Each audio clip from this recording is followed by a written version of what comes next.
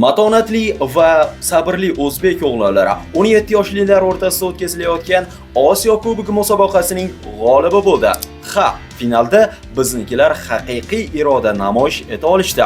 Mezbon jamoa minglab raqib muxlislari qarshisida hakamning qarorlari va 9 kishi bo'lib qolish yoshlar uchun bu albatta katta muammo edi. Marg'ilonlik Islom Ismoilov jamoasini ikkinchi bo'limda ruhiyatini ko'tarib, o'zgacha taktikalar bilan olib tushdi. O'yinga to'xtalamiz. Nominal mezbon O'zbekiston terma jamoasi futbolchisi 40-daqiqada Nurbek Sarsimbekovga qizil ko'rsatildi. Ko'p o'tmay 45-daqiqada Miraziz Abdukarimovga ham qizil ko'rsatildi. Ikkinchi bo'limda aniqrog'i 50-daqiqada Muhammad Hakimov penaltidan hisobni ochdi.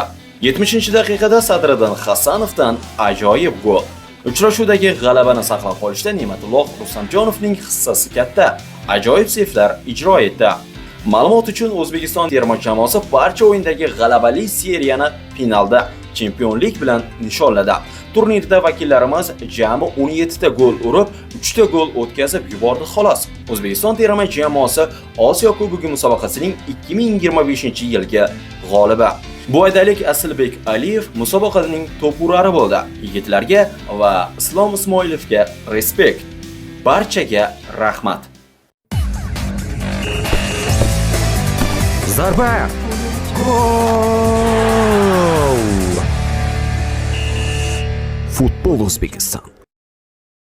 Assalomu alaykum qadrli do'stlar, o'zbek futboliga ixlosmand bo'lgan barchaga biz eng tezkor yangiliklarni yetkazishda davom etamiz. Mabodo kanalimizga obuna bo'lmagan bo'lsangiz, podpisatsiya tugmasini bosgan holda obuna bo'ling va eng qaynoq yangiliklarni biz bilan birga kuzatib boring.